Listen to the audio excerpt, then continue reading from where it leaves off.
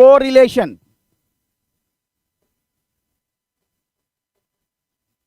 Correlation हमारा होता क्या है? तो क्या लिखना है आप लोगों ने? सिंपल सा डेफिनेशन है, पहले इसको नोट करो, फिर ये मैं आपको डिटेल में समझा रहा हूं। तो correlation is nothing but a relationship, एक रिलेशनशिप है बिटवीन, किसके बीच में? टू वेरिएबल्स, दो वेरिएबल्स के बीच में क्या है? रिलेशनशिप को बताता है। इसको हम कहते हैं कोरिलेशन। जैसे मान लो आपने इकोनॉमिक्स में पढ़ा है, सबसे सिंपल टॉपिक आपने पढ़ा है क्या? कि जो डिमांड है, ठीक है, किसका? जो डिमांड है एक कॉमोडिटी का, मान लो मैं एक्स एक कॉमोडिटी ले रहा हूं, ये डिपेंड कर रहा है बहुत सारे फैक्टर्स के ऊपर, है ना? कौन कौन से फैक्टर के ऊपर? प्राइस ऑफ द कॉमोडिटी के ऊपर, ये आपने पढ़ा है। प्राइस ऑफ रिलेटेड गुड्स के ऊपर, ये पढ़ा है। इनकम हो गया, एसेट्रा एसेट्रा, जो भी है।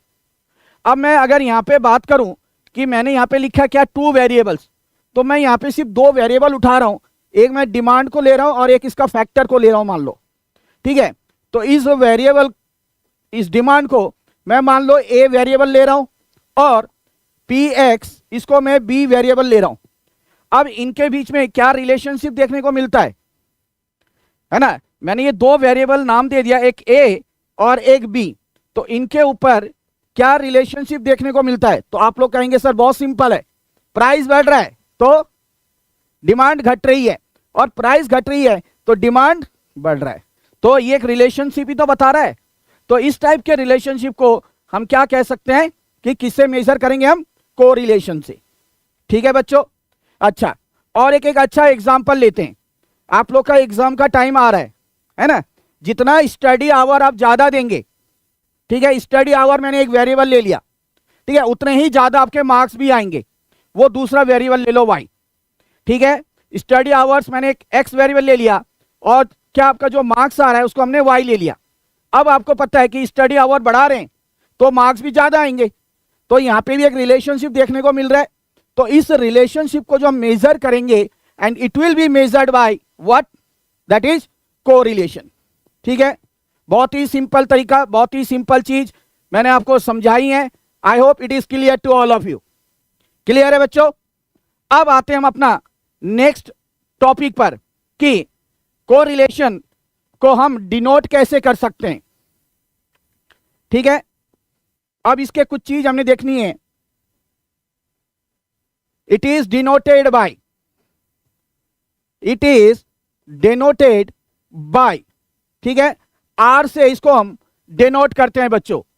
ठीक है, it is denoted by R, और ये जो आर होती है इसकी जो वैल्यू होगी वो एक से कम या एक के बराबर होती है, या -1 से बड़ी या -1 के बराबर होती है। ये चीज आपने ध्यान रखना है।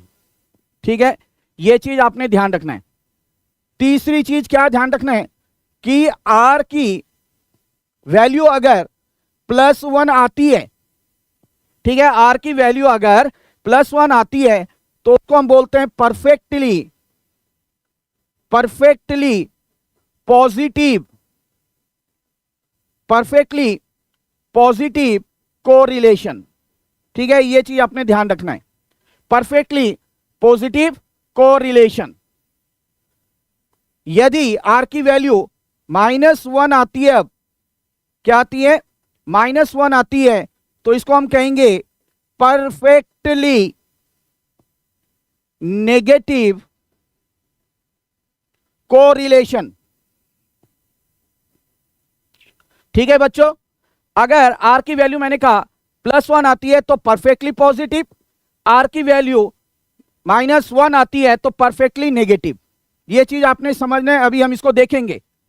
ठीक है, इसको डिटेल में देखेंगे, पहले इतना नोट करो आप लोग। चलो, उसके बाद तीसरी चीज देखेंगे हम कि आर की वैल्यू, ठीक है, आर की वैल्यू अगर 0 से छोटी आ रही है, ठीक है, तो ये हो जाएगा हमारा नेगेटिव कोरिलेशन। अभी इनमें डिफरेंस क्या है ये मैं आप लोग को एक एक करके बताऊंगा। ठीक है, और आर की वैल्यू, ठीक है, अगर आर की वैल्यू 0 से बड़ी आती है तो वो होगा हमारा पॉजिटिव कोरिलेशन। ठीक है, ये मैंने सारे आर के बारे में आपको बताया। और आर की वैल्यू अगर क्या आ रही है, इक्वल टू 0 आ रही है, तो इसका मतलब कोई भी रिलेशन नहीं है दो वेरिएबल के बीच में। उसको सीधा सीधा हम कहते हैं कि नो कोरिलेशन, कोई भी कोरिलेशन नहीं है। ठीक है, कोई भी कोरिलेशन नहीं है। चलिए, अब हमने एक एक करके इस चीज को देखना है, इसको समझना कि ये क्या होता है। अब परफेक्टली पॉजिटिव मतलब मैंने आपको क्या कहा कि यहां पे जब कोरिलेशन की वैल्यू +1 आती है। अब +1 का मतलब यहां पे क्या है, ठीक है, इसको मैं आपको एक एक करके डायग्राम के माध्यम से समझाना चाहूंगा। ठीक है, एक एक करके डायग्राम के माध्यम से समझाना चाहूंगा, तो आप लोगों ने मेरे साथ अच्छे से समझना है ये चीज। तो मैं बात करूंगा, ये सपोज हमारा बच्चों एक्स एक्सिस है, this is our Y axis. ठीक है, एक्स एक्सिस और ये मैंने वाई एक्सिस ले लिया। मान लो यहां पे दो वेरिएबल मैंने ले लिए। अब क्या होता है कि जब एक वेरिएबल जिस हिसाब से बढ़ता है और दूसरा वेरिएबल भी जब उतने ही बढ़ रहा है, समझ में आया? अगर एक वेरिएबल जिस हिसाब से बढ़ रहा है, जितना बढ़ रहा है, जितना अमाउंट में बढ़ रहा है, उतने ही अमाउंट में अगर वाई वेरिएबल भी बढ़ रहा है, ठीक है, तो उसको हम कहेंगे कि वो परफेक्टली पॉजिटिव कोरिलेशन है। समझो, इस तरीके से समझो कि मैं यहां पे एक टाइम और अगर डिस्टेंस लेता हूं, मैं अगर टाइम या डिस्टेंस को लेता हूं बच्चों, ठीक है, ध्यान से समझो, एक बड़ा अच्छा एग्जांपल ले रहा हूं मैं, टाइम और मैंने डिस्टेंस लिया। अब टाइम और डिस्टेंस का क्या देख रहे हो आप कि यहां पे पहले मैंने 10 AM ले लिया, टाइम 10 AM, ठीक है, 10 AM। तो यहां पे मान लो वो गया है 10 किलोमीटर या 10 मीटर ले लो। अब मैं यहां पे 10 के बाद 11 AM ले रहा हूं, या मान लो 12 AM ले लो, 12 PM, सॉरी, तो 12 PM ले लो। तो यहां पे 2 घंटे का ये बढ़ा है। अब इसमें कितना हुआ, मान लो 20 मीटर जा रहा है, ठीक है। फिर अगर हम लेता हूं 2 PM, फिर 2 घंटे का देखो, तो यहां पे मैं ले रहा हूं 30 मीटर। तो यहां पे क्या देखने को मिल रहा है कि टाइम जिस हिसाब से बढ़ रहा है, इसके बीच में भी डिस्टेंस देखो उसी हिसाब से आ रहा है ना। 10 का यहां डिफरेंस आ रहा है, तो यहां भी 2 का ही आ रहा है। तो यहां पे जिस हिसाब से ये बढ़ रहा है, उतना ही अगर हिसाब से वो बढ़ रहा है, तो इसका मतलब ये हमारा पॉजिटिव, परफेक्टली पॉजिटिव कोरिलेशन बताएगा, और ये हमारा एक स्ट्रेट लाइन हमें देगा। ठीक है, ये हमें बिल्कुल एक स्ट्रेट लाइन देगा, और इसको हम कहेंगे कि ये है हमारा परफेक्टली पॉजिटिव क्या, कोरिलेशन। परफेक्टली पॉजिटिव कोरिलेशन है बच्चों। ठीक है, अच्छा, अब हम बात करेंगे अगर सिर्फ पॉजिटिव कोरिलेशन की, परफेक्ट नहीं लगा रहे हैं, तो पॉजिटिव कोरिलेशन में हमारा क्या देखने को मिलेगा, मैं इधर ही ले लेता हूं, ये हमारा x and this is my y। ठीक है, अब परफेक्टली का मतलब क्या है कि टाइम बढ़ रहा है, ठीक है, बट डिस्टेंस जो है मान लो वो इक्वल नहीं है, वो बढ़ रहा है, बट हो सकता है कि यहां 20 मीटर की जगह 23 चल रहा है, 30 की जगह यहां पे मतलब 35 हो रहा है। तो यहां पे उसको हम कहेंगे कि वो क्या है हमारा पॉजिटिवली, ठीक है, कोरिलेटेड। तो वो हमारा जो ग्राफ बनेगा वो कुछ इस तरीके से बनेगा, स्ट्रेट लाइन नहीं होगा, बट हाँ इस तरीके से बनेगा, और ये अपवर्ड की तरफ होगा। ठीक है, ये ध्यान रखना, अपवर्ड डायरेक्शन में। ठीक है, और इस केस में हमारा क्या होगा, इस केस में हमारा स्ट्रेट लाइन होगा। ठीक है, ये डिफरेंस है इन दोनों में। ठीक है, ये अपवर्ड डायरेक्शन देगा आपको। ठीक है, ये डिफरेंस है आपका किसमें, परफेक्टली पॉजिटिव और आपका पॉजिटिव कोरिलेशन के बीच में। तो ये एमसीक्यू में आपका पूछा जाता है। एमसीक्यू सेट जो आपका ए है, question number 9 to question number 18 जो है वो इसी डायग्राम के बेस में क्वेश्चन पूछा गया है। ठीक है बच्चों, question number 9 to question number 18 मैंने कहा। तो ये 10 क्वेश्चन जो है ये आपके इसी के बेस में पूछा गया है, हम लोग उसको डिस्कस करेंगे एक एक करके, कोई दिक्कत नहीं। चलिए, तो नोट कर लिया ये सभी ने? चलिए, तो ये हमारा आ चुका है क्या, पॉजिटिव कोरिलेशन की बात हम कर रहे हैं ये, और परफेक्ट पॉजिटिव। अब उसके बाद आता है बच्चों हमारा नेक्स्ट, ठीक है। अब अगर हम दो वेरिएबल ले रहे हैं, एक x और एक मैं ले रहा हूं y, अब x और y के बीच में, ठीक है, अगर मान लो कि एक वेरिएबल बढ़ रहा है और दूसरा क्या हो रहा है, घट रहा है, एक वेरिएबल बढ़ रहा है दूसरा घट रहा है, तो यहां पे इनवर्स रिलेशनशिप देखने को मिल रहा है, तो उस केस में उसको हम नेगेटिव कोरिलेशन कहते हैं, ठीक है। बट जब हमें बोला जाता है कि परफेक्टली नेगेटिव, जब हमें बोला जाएगा परफेक्टली नेगेटिव, तो इसका मतलब r जो होगा वो -1 के बराबर होगा, ठीक है। तो इस केस में क्या होगा कि मान लो कि x वेरिएबल जिस हिसाब से बढ़ रहा है, जितना अमाउंट में बढ़ रहा है, अगर उतना ही y वाला जो घट रहा है, ठीक है, तो वो हो जाएगा हमारा परफेक्टली नेगेटिव कोरिलेशन। तो उस केस में जो हमारा डायग्राम होगा वो ऐसे डाउनवर्ड को जाएगा, स्ट्रेट लाइन, ठीक है। कैसे जाएगा, स्ट्रेट लाइन होगा बट डाउनवर्ड में जाएगा। तो इस केस में हम लिख सकते हैं कि ये भी हमारा स्ट्रेट लाइन होगा और ये डाउनवर्ड को देखने को मिलेगा, डाउनवर्ड डायरेक्शन में। और अगर मैं सिर्फ लिखता हूं कि नेगेटिव कोरिलेशन, नेगेटिव कोरिलेशन अगर सिर्फ लिखता हूं, जैसे x variable and y variable है, तो नेगेटिव कोरिलेशन में क्या होगा, जब r की वैल्यू लेस देन 0 हो रही है, तो इस केस में नेगेटिव का केस में मैंने क्या कहा, यहां पे मैंने कहा था जिस अमाउंट से एक बढ़ रहा है वेरिएबल, उसी अमाउंट से अगर दूसरा गिर रहा है तो वो तो परफेक्टली नेगेटिव हो गया। बट इसमें ऐसा कुछ नहीं है, एक बढ़ रहा है दूसरा घट रहा है, बस इनवर्सली रिलेटेड हम कह सकते हैं।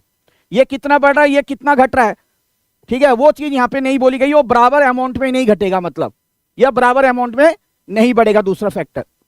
तो उस केस में हम क्या कहेंगे, ये जो आएगा डायग्राम कुछ इस तरीके से देखने को मिलेगा, ठीक है, डाउनवर्ड की तरफ।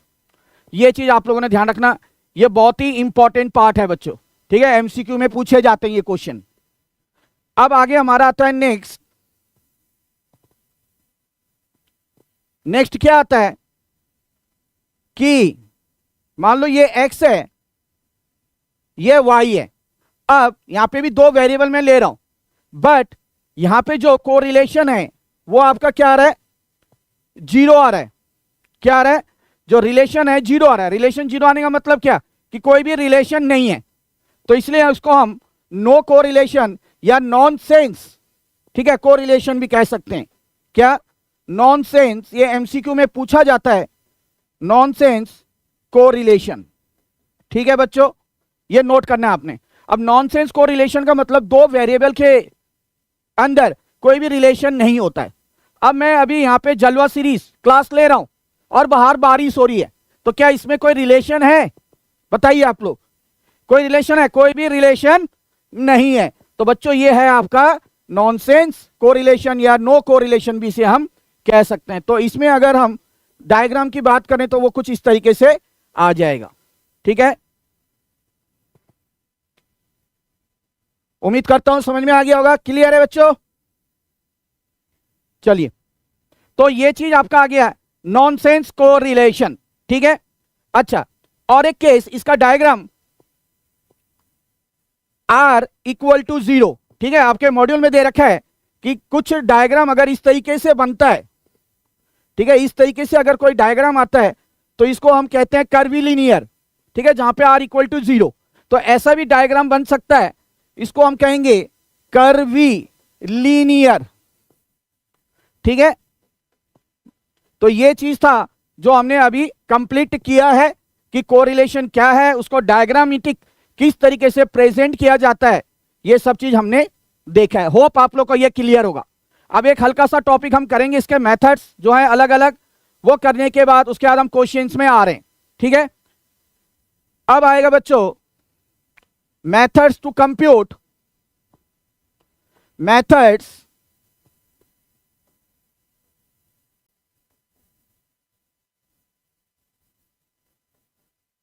टू कंप्यूट, किस तरीके से हम कोरिलेशन फाइंड आउट कर सकते हैं। तो इसके लिए अलग अलग मेथड हैं। सबसे पहले जो हमने अभी मेथड यहां पे किया, ठीक है, वो मेथड था स्कैटर डायग्राम, तो इसलिए मैं उसको पहले लिख देता हूं। ठीक है, वो क्या था हमारा स्कैटर डायग्राम, ये एक मेथड था। ठीक है, उसके ऊपर आपके एमसीक्यू पूछे जाते हैं, मैंने आपको बार बार कहा है। Set A question number 9 to 18 अगर आप देखेंगे तो वो डायग्राम बेस्ड ही क्वेश्चन पूछे गए हैं। ठीक है, हम डिस्कस करेंगे उसको एक एक करके। तो ये पार्ट हम कंप्लीट कर चुके हैं स्कैटर डायग्राम का। होप आप लोग को सारा सब चीज क्लियर होगा। उसके बाद आता है बच्चों दूसरा हमारा, ठीक है, उसके बाद हम दूसरे में आते हैं स्पेयरमैन।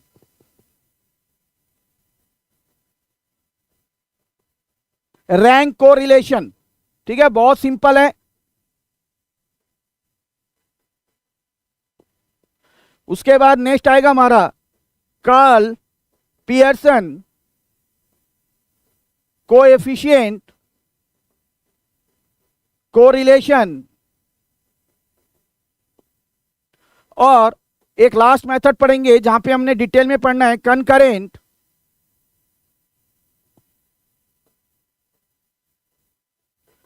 डेविएशन। तो ये सारे मेथड्स हम एक एक करके पढ़ेंगे। स्कैटर डायग्राम जो है वो हम कंप्लीट कर चुके हैं। ठीक है, तो मॉड्यूल के कुछ क्वेश्चन के साथ, एग्जांपल के साथ मैं ये क्वेश्चन सारे स्टार्ट करूंगा आप लोग को, ताकि एक एक चीज आपको समझ में आ जाए।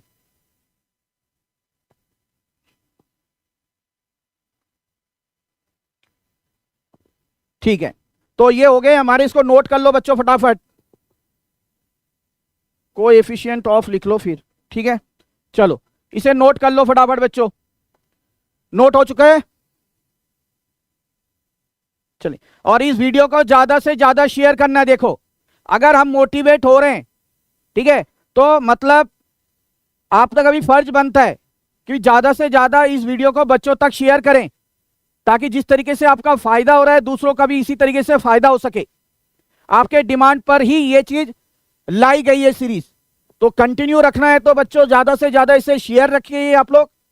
ठीक है, और मैं खुद ही कह रहा हूं कि इतना चैलेंज ले रहा हूं मैं, बस ये सीरीज अगर कंटिन्यू एक बार चल गई ना, ठीक है, सारे के सारे बच्चे पास हो जाएंगे। मैं कह रहा हूं बस जितना क्वेश्चन करा रहा हूं उतना करो, जितना क्वेश्चन करा रहा हूं उतना कर लो। मैं चैलेंज ले रहा हूं, क्लियर करा के छोड़ूंगा।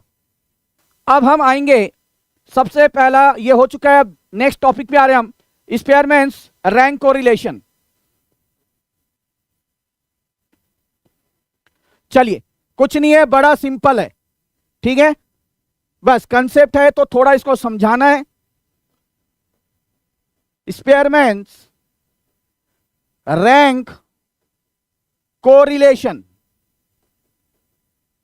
है क्या ये?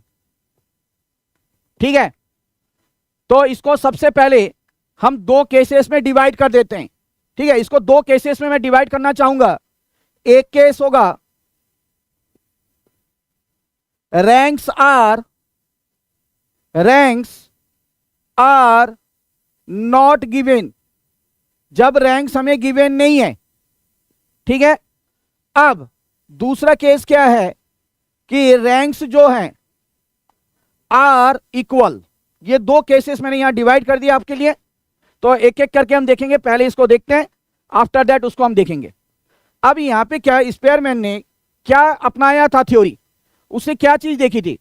उसने ये कहा था, आप लोग कई सारी ऐसी चीजें देखते हैं, प्रोग्राम्स देखते होंगे आप लोग, जहां पे जजेस बैठते हैं, है ना, जजेस बैठते हैं, और जजेस क्या करते हैं, परफॉर्मेंस के बेसिस पे क्या देते हैं, रैंक देते हैं। ठीक है, तो वही चीज यहां पे बात की जाती है कि मान लो दो जजेस बैठे हैं, और वो दो जजेस जो ऑडियंस है या उनके कितने मार्क्स आए हैं उसके हिसाब से उनको रैंक दिया जा रहा है। ठीक है, तो ये होगा आपका ये केस। तो हम एक मॉड्यूल का एग्जाम्पल लेते हैं, और उस मॉड्यूल के एग्जाम्पल से ही मैं आपको समझा रहा हूं बच्चों। ठीक है, पहला केस, जब हमारे पास ranks not given, ranks given नहीं है।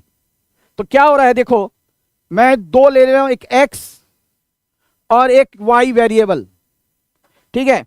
इसका मैं ले रहा हूं 8, 7, 11, 10, 19, 14, उसके बाद ले रहा हूं मैं 6 एंड एट लास्ट 13, ठीक है। y का ले रहा हूं वैल्यू में कुछ इस तरीके से 101, 98, देन 96, 96 के बाद 105, 105 के बाद 110, 110 के बाद 97, ये नोट करना है आप लोगों ने, 11, ठीक है। तो ये चीज हमारा दे रखा है। अब बच्चों मान लो ये मार्क्स गिवन है, ठीक है। सपोज ये आउट ऑफ 20 है, ये सपोज मान लो आउट ऑफ 120 है, ऐसे मान के चलो। अब यहां पे मान लो दो जजेस बैठे हैं। अब वो दो जजेस क्या कर रहे हैं कि इस एक्स वेरिएबल को देखते हुए वो रैंक दे रहे हैं, उसको हम ले रहे हैं R1, ठीक है, R1 ले रहे हैं बच्चों। अब मैंने देखा कि भैया जो सबसे बड़ा नंबर है ना वो क्या है, 19 है, तो क्यों ना उसे रैंक 1 दे दूं मैं। तो 19 यहां पे सबसे बड़ा है, इसको मैंने रैंक 1 दे दिया बच्चों। उसके 19 के बाद अगर आप देखो कौन सा है, आफ्टर दैट आपका यहाँ पे 14 है, इसको रैंक 2 दे दो, कुछ नहीं है। उसके बाद 14 के बाद 13 है, इसको रैंक 3 दे दिया। 13 के बाद 11 दिख रहा है मुझे, इसको रैंक 4 दे दिया। आफ्टर दैट 10 है, इसको रैंक 5 दे दिया। उसके बाद बच्चों 10 के बाद सीधा आ जाओ, कहां पे आना है, हाँ जी 8, तो इसको रैंक 6 दे दिया। उसके बाद ये रैंक 7 और एक मुझे 6 दिख रहा है, ये एक रैंक 8 हो गया। तो ये मैंने x वेरिएबल का ये सारा रैंक दे दिया। अब क्या करना है, y वेरिएबल में भी ऐसे करना है। तो चलिए बच्चों इसको R2, ठीक है, रैंक 2 y के लिए कर रहे हैं हम। अब y में अगर मैं सबसे बड़ा वैल्यू देखूं तो मेरा 110 दिख रहा है, इसको रैंक 1। After that 105, rank 2। उसके बाद बच्चों आते हैं 101, रैंक 3। आफ्टर दैट आ रहा है हमारा रैंक 3। उसके बाद 98, रैंक 4। उसके बाद 98 के बाद 97, रैंक 5। फिर 96, रैंक 6। फिर 50, इसको 7 और इसको 8 दे दिया। तो R1 भी निकाल लिया, R2 भी निकाल लिया, ठीक है। अब डिफरेंस निकालो इनका, ठीक है, इसका डिफरेंस निकालना है। डिफरेंस का मतलब R1 minus R2, rank 1 minus rank 2, difference निकालो बच्चों। तो 6 माइनस 3 कितना हो गया, 3। 7 माइनस 4 कितना हो गया, 3। 4 माइनस 6 कितना हो गया, -2। 5 माइनस 2 कितना आया, 3। 1 minus 1 0, 2 minus 5 -3, 8 minus 8 0, 3 minus 4 3 minus 7 -4। बस ये इसीलिए इतना डिटेल में करा रहा हूं, करना तो कैलकुलेटर में, बट कंसेप्ट समझ में आए। आप लोग एक एक चीज नोट करो ताकि आप लोग की मेमोरी बढ़े, बच्चा कैलकुलेशन का पता चले, है ना। अब यहां पे डी निकाल लिया। अब यहां पे देखो नेगेटिव आ रहा है, ये भी नेगेटिव आ रहा है। अब हमें क्या करना होता है, इसको हटाने के लिए हमें डी स्क्वायर लेने हैं। अब तो डिफरेंस जो आया उसका स्क्वायर लेंगे। तो 3 का स्क्वायर 9, 3 का स्क्वायर 9, 2 का स्क्वायर 4, 3 का स्क्वायर 9, ये 0, यहां पे 9, ये 0 और ये 16, ठीक है। अब सीधा इसका क्या फॉर्मूला है, क्या है, जब हमें रैंक्स गिवन होगा तो इसका एक सिंपल सा फॉर्मूला है बच्चों, ये नोट करना है आप लोगों ने, ठीक है। R is equal to 1 minus 6 summation d का स्क्वायर, नथिंग एल्स। और नीचे क्या होगा, n, n का मतलब है नंबर ऑफ ऑब्जर्वेशंस, कितने ऑब्जर्वेशंस हैं। तो इस केस में 1 2 3 4 5 6 7 8, 8 हैं। और ब्रैकेट के अंदर होता है बच्चों n का स्क्वायर -1। ये फॉर्मूला है, बस आप बिठाओ इसको, आपका आंसर आ गया, ठीक है। अब मैं इसको सॉल्व करता हूं तो डी स्क्वायर कितना आ रहा है, 9 18 27 और 36 4 40 और 6 46 और 4 और 1 5 56 आ रहा है ये, ठीक है। चलिए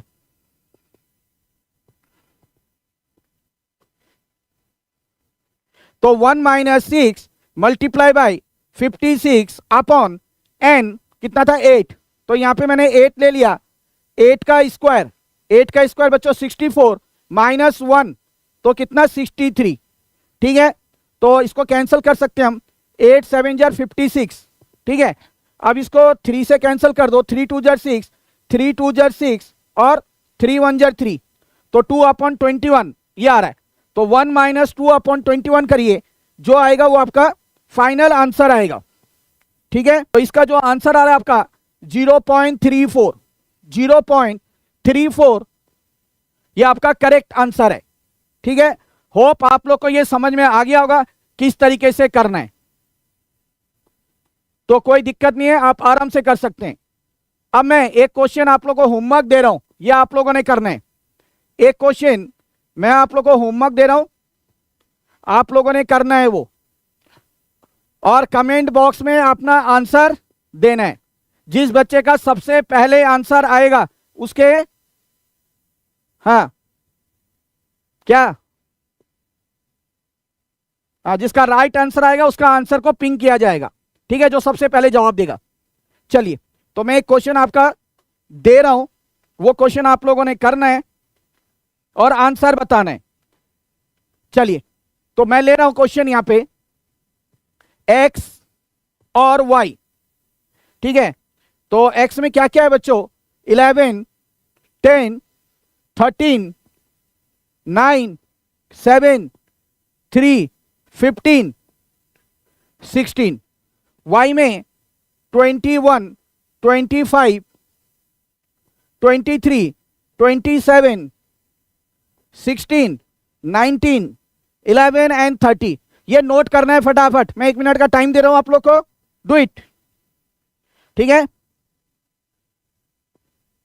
मैं आंसर कुछ नहीं बता रहा हूं, मैंने एक क्वेश्चन बता दिया है, ये क्वेश्चन आप लोगों ने करना है। आंसर क्या आ रहा है, जो सबसे पहले इसका जवाब देगा, ठीक है, उसके जवाब को पिंक किया जाएगा। तो अब हम करेंगे, ठीक है, कि जब रैंक्स इक्वल होता है, ये बहुत इंपॉर्टेंट क्वेश्चन है, इस टाइप के क्वेश्चन आते हैं, ठीक है, मॉड्यूल में दे रखे हैं। तो एक एग्जांपल लेके अब मैं शुरुआत करूंगा दूसरा पार्ट का। ये था कि जब हमें रैंक्स गिवन है, अब आएगा हमारा जब रैंक्स आर इक्वल, रैंक्स अब हमारे क्या है, इक्वल है मेरे बच्चों। ये नोट हो चुका होगा आप लोग का, नोट कर लिया बच्चों। उधम मॉड्यूल देख एनफ तो है बेटा, पास्ट एग्जामिनेशन में कई बार क्वेश्चन घुमा के आते हैं, कुछ क्वेश्चन होते हैं, ठीक है, तो वो भी करना जरूरी है कि नहीं है, तो वो क्वेश्चन भी करने वाले हम, डोंट वरी, फटाफट। तो ये क्वेश्चन नोट कर लिया होगा, अगला क्वेश्चन बढ़ते हैं। और प्रैक्टिस आपकी बहुत अच्छे से हो जाएगी, मैं बार बार कह रहा हूं, ये चैप्टर करने पर आपकी जो प्रैक्टिस है ना नंबर 1 हो जाएगी, मैं पहले कह रहा हूं बार बार, इतनी अच्छी हो जाएगी कि कभी भी आप अगर किसी को पढ़ाने भी जाओ ना, तो लिखने का कारण यही है कि चीज याद रहेगी। आप इतना आसानी से किसी बच्चे को पढ़ा सकते हो, क्या भाई बैठ, तेरे को नहीं आ रहा, समझा रहा हूं, तो पहले खुद उस चीज को समझो, कंसेप्ट को। चलिए अब हमारा दूसरा केस क्या था, कि जब हमारा रैंक्स क्या होगा बच्चों, ranks are equal, ranks are equal. एक क्वेश्चन मैं करूंगा, एक क्वेश्चन आप लोग को होमवर्क दूंगा, ठीक है। तो मॉड्यूल का और एक क्वेश्चन, ये सारे एग्जांपल इलास्ट्रेशन जो है वो लिया जा रहा है। चलिए क्योंकि इलास्ट्रेशन आप लोग बड़े बड़े दे रखे हैं, आपने देखा होगा, ठीक है। तो यहां पे 10 11 12 8 10 15 10 15 7, चलिए क्या बात, y का है 4 5 6 के बाद है फिर 5 फिर 5 3 और 7 है, ठीक है। अब बच्चों यहां पे आपने आराम से चीज को देखना है, जैसे हमने पहले किया था सेम वही चीज करेंगे, कुछ अलग नहीं करेंगे हम, वही चीज हमने करना है बस। अब इसमें देखो चीज क्या है, यहां पे देखना है ऑब्जर्वेशन पहले कितने हैं, पहले ये देख लो 1 2 3 4 5 6 7, 7 हमारे पास यहां पे ऑब्जर्वेशन है। तो सबसे पहले अब हमें R1 रैंक 1 एक्स वेरिएबल को देखते हुए हमें अब क्या करना है, R1 देना है बच्चों, रैंक 1। तो सबसे बड़ा यहां पे अगर वैल्यू देखो कौन सा है, ये 10 है ना, ये 10 है। सबसे बड़ा वैल्यू अगर मैं देखना चाहूं तो यहां पे मुझे 15 दिख रहा है, तो ये मैंने यहां पे 1। अब 15 के बात करूं बच्चों बात, तो ये आएगा हमारा 12, ये हमारा रैंक 2। उसके बाद मैं बात करता हूं 11, ये रैंक 3, दिस इज रैंक 3। उसके बाद रैंक 4। अब यहां पे सोच रहे हो कि सर ये 10 भी है और ये 10 भी है, तो फोर्थ रैंक जो है किसको दें? भैया अमित का भी 10 नंबर आया, प्रिया के भी 10 आए, तो रैंक तो दोनों को बराबर मिलना चाहिए, है कि नहीं है? रैंक तो दोनों को क्या मिलना चाहिए, बराबर मिलना चाहिए। बट क्या हम यहां पे 4 और 4 रैंक दे सकते हैं क्या? ये सोचो पहले, दोनों को 4 और 4 रैंक दे सकते हैं? नहीं दे सकते हैं। क्यों? क्योंकि प्लेस तो अलग है ना, अमित यहां है, प्रिया यहां है, प्लेसेस उनकी अलग है। इसलिए मैंने कहा कि पहले ऑब्जर्वेशन देखो, प्लेस तो अलग अलग है, ठीक है? तो इसलिए क्या किया जाता है, जो प्लेस है, पहले मान लो कि हमने 1 2 3 तो कर लिया, अब यहां पे 2 जने आ रहे हैं, तो मतलब चौथा प्लेस और 5वां प्लेस आ रहा है। तो हम लोग क्या करते हैं, इसके लिए चौथा प्लेस और जो 5वां प्लेस है बच्चों उसको ऐड कर दो और डिवाइड कर दो 2 से, ठीक है? तो इससे हमारा क्या हुआ, 9/2 आया, विच विल बी 4.5। तो अब रैंक दे देंगे, इसको भी, अमित को भी 4.5, प्रिया को भी 4.5, ये रैंक हो गया। तो हमारा रैंक भी मिल गया और हमारा जो 2 अलग अलग प्लेस थे वो प्लेस का काम भी हो गया, मतलब 4th प्लेस का भी काम हो गया, 5th प्लेस का भी काम हो गया। अब हम जो नेक्स्ट पकड़ेंगे वो कहां से लेंगे, हम वो 6th प्लेस लेंगे, वो 6th प्लेस लेंगे। अगर यहां पे और एक 10 होता तो क्या करना होता, तो 4th place, 5th place, 6th place, तीनों को ऐड करते हैं और डिवाइड बाय 3 करते हैं, तो जो आता वही रैंक तीनों को देते हैं, ठीक है? और यहां पे हमारा तीनों प्लेस चले जाता, 4 भी, 5 भी, 6 भी, तो जो नेक्स्ट आता वो 7th के लिए आता, है कि नहीं? चलिए, तो ये समझ में आ गया होगा आप लोग को अच्छे से। तो 4th और 5th चला गया। अब 10 के बाद मेरे को दूसरा क्या दिख रहा है छोटा, तो ये 8 है, तो इसको हमने अब 6th प्लेस देना है, और जो 7 है 7 को 7th प्लेस दे दिया। तो ये हमारा R1 का काम यहाँ पे तमाम, ठीक है? तो ये हमने रैंक कर लिया। अब देखो यहाँ पे इक्वल रैंक आया है ना, तो इसलिए मैंने ऊपर लिखा था कि जब रैंक्स क्या होंगे, रैंक्स जब हमारे इक्वल होंगे।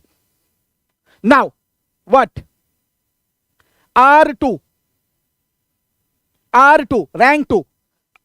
अब Y के लिए देखो बच्चों, Y के लिए अगर मैं देखूं सबसे बड़ा 7 आ रहा है, ठीक है? तो इसको मैंने रैंक 1 दे दिया। 7 के बाद में अगर आता हूं तो 6, ये रैंक 2 दे दिया। अब 6 के बाद देखो 5 आ रहा है, 1 2 3, 3 बार आ रहा है 5 भाई, ठीक है? तो मतलब प्लेस तो अलग अलग होगी, तो पहली प्लेस चली गई, दूसरी भी चली गई, रैंक भी दे दिया, तो अब कौन सी होगी, तीसरी, चौथी और 5वीं। तो इसलिए 3rd plus 4th plus 5th place ले लिया और मैंने 3 से डिवाइड कर दिया, ठीक है? क्योंकि 3 बार 5 है, तो इसको करेंगे तो 5 और 4 9 और 3 12, 12/3, तो इसको कैंसिल करेंगे तो ये 4 आएगा। तो इसका मतलब जो ये 5 था इसको भी 4th रैंक, इसको भी भाई 4th रैंक, और इसको भी 4th रैंक, यही करेंगे। और प्लेस कौन सा चला जाएगा, 3 4 5th प्लेस चला गया। अब छठे प्लेस में आएगा, तो छठे प्लेस में देखो 5th के बाद 4 है, तो ये छठा प्लेस हो गया, और 7वां प्लेस जो है वो हमारा 3 के लिए आ जाएगा। एम आई राइट? क्लियर है बच्चों? Is it clear? तो अब बच्चों हमारा ये आ चुका है। अब हम ला रहे हैं डी, जैसे करते थे आप लोग, डिफरेंस निकालो, डू फास्ट, ठीक है? इसके बाद हमारा और 1 2 टॉपिक है, उसके बाद क्वेश्चन पे आ रहे हैं हम। आ रहे हैं क्वेश्चन पे। तो डी आएगा, डी का मतलब क्या, R1 minus R2, find it out, कितना होगा बच्चों। चलिए तो कर लेते हैं हम लोग। तो 4.5 माइनस 6 अगर करता हूं तो माइनस 1.5, तो माइनस 1.5, ठीक है। उसके बाद 3 माइनस 4, तो 3 माइनस 4 अगर कर दूंगा तो ये -1 आ गया। चलिए 2 माइनस 2 0, 6 माइनस 4 यहाँ पे 2 आ जाएगा, 4.5 माइनस 4 0.5 आएगा, और 1 माइनस 7 माइनस 6 आएगा, 7 माइनस 1 यहाँ पे 6 आ जाएगा, ठीक है। अब चलो इसका स्क्वायर करते हैं हम लोग। तो स्क्वायर कैसे करें, 1.5 का स्क्वायर करेंगे तो 15 का कितना होता है, 2.25, यही होगा ना, ठीक है। -1 का 1 हो जाएगा, यही है बच्चों। 0 का 0, 2 का स्क्वायर 4, ये 0.25, ये 36, और यहां भी 36, यही आ रहा है, ठीक है। तो ये हमारा यहां पे ये निकल के आ रहा है बच्चों।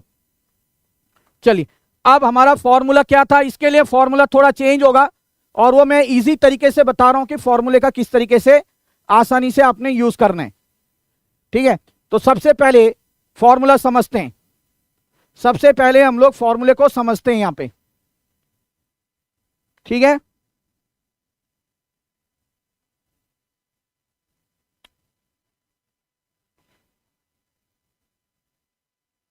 चलो बच्चों, तो सबसे पहले फॉर्मूला क्या है, R इज इक्वल टू, ठीक है, मेरे साथ नोट करो सब, 1 माइनस 6, ठीक है, ब्रैकेट ओपन कर रहा हूं, समेशन डी का स्क्वायर, इतना तो सबको आता है, 1 माइनस 6 समेशन डी स्क्वायर, ये हमने किया भी है।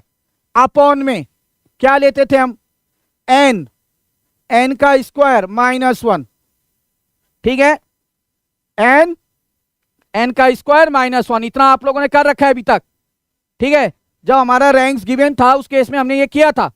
बट यहां पे एक चीज आ जाती है, यहां पे हमारी एक चीज आ जाएगी बच्चों, वो एक चीज क्या है कि जो रैंक्स हो रहे हैं वो रिपीट हो रहे हैं ना, कि मतलब रैंक्स कितनी बार रिपीट हो रहा है, उसके लिए हमारा एक यहां पे नया फॉर्मूला बन जाता है, प्लस समेशन एम का क्यूब, ठीक है, एम का क्यूब। अब एम का मतलब यहां पे क्या है कि कितनी बार रैंक जो है, एक पर्टिकुलर रैंक रिपीट हो रहा है, ठीक है, number of times a particular rank is repeated, और उसी को हम एम से डिनोट करते हैं। तो एम का क्यूब माइनस एम, और इसको डिवाइड किया जाता है 12 से, ये आपका पूरा फॉर्मूला बनता है। यहां तक तो आप लोग को याद है ही, बस प्लस समेशन एम का क्यूब माइनस एम। अब यहां पे एम के लिए छोटा सा नोट लिख लो, ठीक है, नोट लिख लो कि एम क्या है, एम है number of times a particular, number of times a particular जो रैंक है इज रिपीटेड, PEATED, ठीक है, a particular rank is repeated. क्या बात, बहुत बढ़िया। तो ये चीज आ गया। अब यहां पे आप लोग ना घबरा जाएंगे पहले तो घबराने की कोई जरूरत नहीं है, सीधा सीधा देखो इसको निकालने का तरीका क्या है। इसको अलग ले लो, अगर दिक्कत होती है इसको अलग लो मेरे बच्चों, अलग ले लो इसको। देखो मैं अलग ले रहा हूं, समेशन एम का cube minus M divide by 12, ठीक है, इसको मैंने अलग ले लिया। अब मैं R1 की अगर बात करूं तो यहां पे 2 बार रिपीट हो रहा है ना, 4.5 2 बार रिपीट हो रहा है। तो यहां पे कैसे करेंगे हम इसको बताओ, m मतलब क्या लिखेंगे, 2 टाइम्स रिपीट हो रहा है, तो 2 का क्यूब, क्या करेंगे 2 का क्यूब, ठीक है, 2 बार रिपीट हो रहा है तो क्या कर देंगे हम, 2 का क्यूब -2, ठीक है, ये मैंने कर दिया, ये मैंने कर दिया। m का क्यूब मतलब 2 का क्यूब -2 कर दिया। अब यहां पे क्या है हमारे पास, समेशन, यहां पे समेशन का मतलब क्या करेंगे, प्लस करेंगे, सिंपल सी बात है। समेशन का मतलब हमने क्या करना है बच्चों, प्लस करना है। अब प्लस कर दिया, अब प्लस करने के बाद हमें यह ध्यान रखना पड़ेगा जो रैंक 2 था R2, वहां पे क्या रिपीट हो रहा था, वहां पे हमने क्या देखा था, यहां पे आ जाओ, यहां पे एक बार कहां पे हो रहा था, चाहिए रैंक 2, यहां पे 4 4 4, ठीक है, 3 बार। तो यहां पे क्या हो रहा था, 3 बार हो रहा था बच्चों मेरे, है ना, यहां पे हमारा 3 टाइम्स हो रहा था।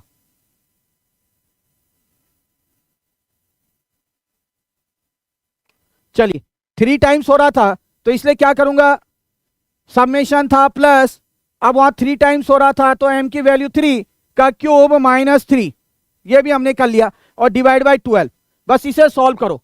तो यहां पे 2 का क्यूब 8, 8 - 2 6, प्लस यहां पे 3 का क्यूब कितना 27, और 27 - 3 24, तो यहां पे हमारा 24 आ गया, ये हमारा 12 आ गया, तो 24 6 हमारा 30/12 आ गया।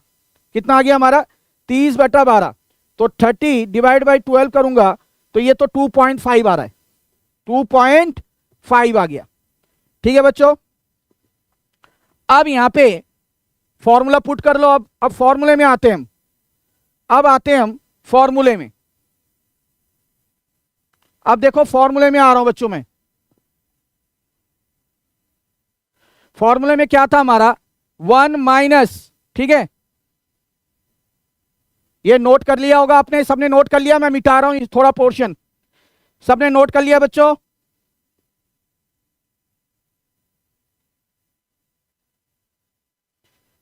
सर मल्टीफेसेटेड सर, डी वाले में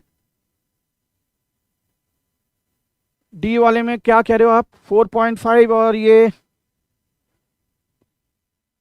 1 मिनट में चेक कर लेता हूं बच्चों, क्या कह रहे हो आप, -1.5 102 0.5, सही है बेटा, कहां पे गलत लग रहा है आपको,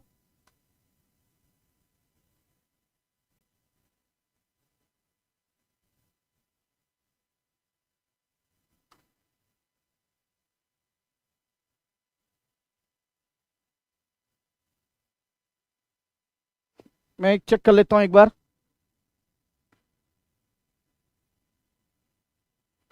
36 36 0.25 401, ठीक है बेटा, ठीक है, हाँ ठीक है, बिल्कुल ठीक है बेटा, सही आ रहा है ये। अब इसका टोटल अगर मैं करूं डी का स्क्वायर, तो ये देखो जो 36 plus 36 plus 0.25 plus 1 plus 2.25 equals 75.5। क्या ये आ रहा है आप लोग का, कहीं गलत लग रहा है शायद, ये 2.25 104 0.25 और 36 ये तो 72 हो गया, और प्लस 0.25 प्लस 4 प्लस 1 प्लस 2.25 79.5, ठीक है, 79.50, ठीक है, आ रहा है ये। तो ये हमारा 79.50 आ रहा है बच्चों, ठीक है, 79.50, ठीक है बेटा, कंफ्यूज मत हो। तो यहां पे मैं मिटा रहा हूं ये, अब इसका आंसर देखते हैं कितना आ रहा है,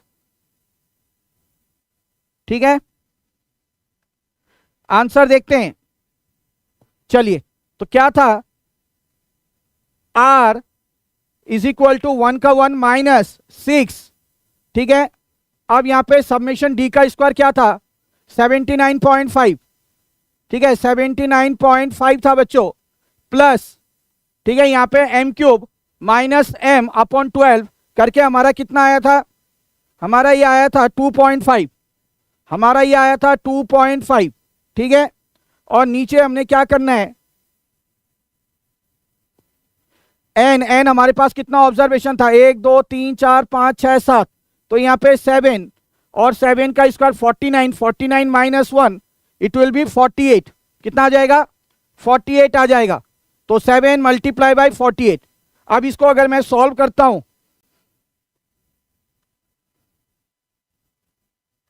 हाँ, तो 0.46, ठीक है, माइनस में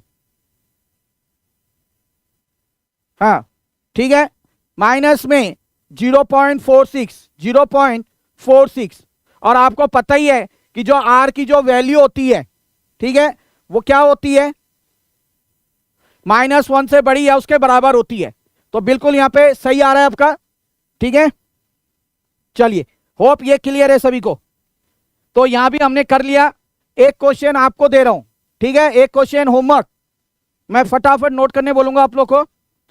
एक क्वेश्चन आप लोग के लिए होमवर्क रहेगा बच्चों, एक क्वेश्चन आप लोगों के लिए होमवर्क। तो चलिए एक क्वेश्चन आप लोग को दे रहा हूं मैं। हाँ, एक्स वाई, ठीक है, यहां पे फटाफट नोट कर लो। 11 12 10 9 12 11 7 एंड 6, वाई है आपका 8 3 2 1 3 8 9 7। ये क्वेश्चन आप लोगों को दे रहा हूं, ये आप लोगों ने करना है ये क्वेश्चन, ठीक है। 2 मिनट का टाइम दे रहा हूं, क्वेश्चन नोट करिए बच्चों फटाफट, डू फास्ट। और इसका आंसर आपने चैट बॉक्स में बताना है, इसका आंसर जो है चैट बॉक्स में आपने बताना है बच्चों।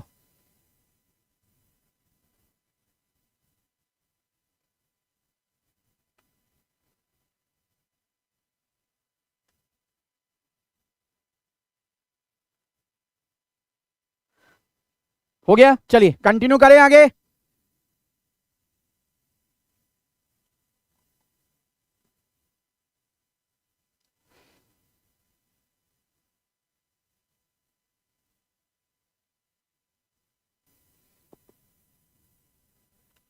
तो ये हमारा हो चुका है, तो स्पेयरमैन का हमने पूरा कंप्लीट कर लिया है।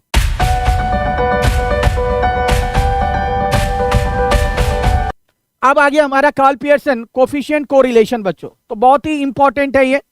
तो इसका हमारे जो फॉर्मूले हैं, जो कौन कौन से आपने इस्तेमाल करने हैं, वो मैं आप लोग को यहां पे बता रहा हूं।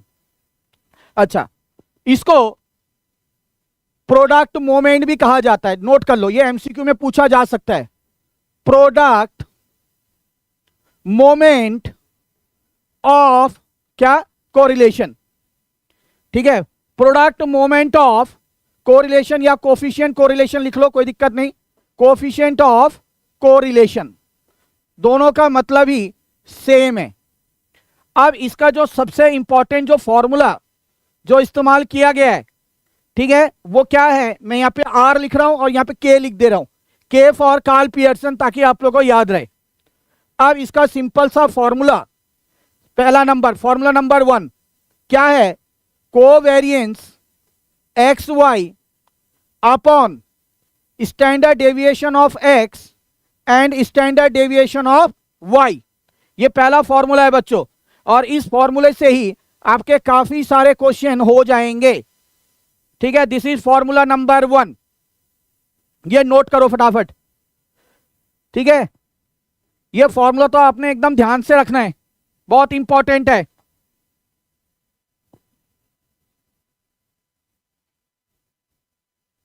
चलिए, तो पहला फॉर्मूला आपका ये है, और इसके ऊपर देखो आपको क्वेश्चन पूछे जाते हैं, इसके ऊपर आपको क्वेश्चन पूछे जाते हैं, ये आपने ध्यान रखना है बच्चों।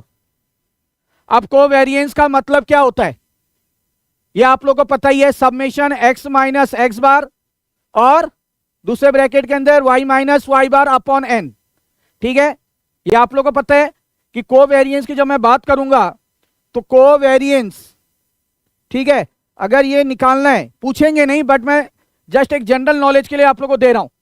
तो यहां पे समेशन x माइनस एक्स का बार और y minus Y bar upon n, ठीक है, और स्टैंडर्ड डेविएशन ऑफ x या y, ये आप लोगों को पता ही है क्या होता है। अगर मैं स्टैंडर्ड डेविएशन की बात करता हूं तो स्टैंडर्ड डेविएशन का formula root over x minus x bar, ठीक है, होल स्क्वायर अपॉन n, यही फॉर्मूला होता है।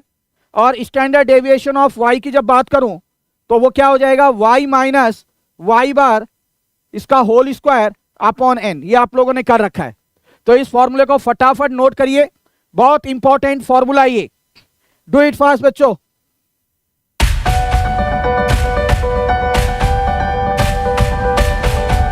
चलिए, आज हमारा जो मेन टॉपिक है जो मैं कराने वाला हूं वो है कोफिशिएंट ऑफ कंकरेंट डेविएशन। ठीक है, कोएफिशिएंट ऑफ कंकरेंट डेविएशन।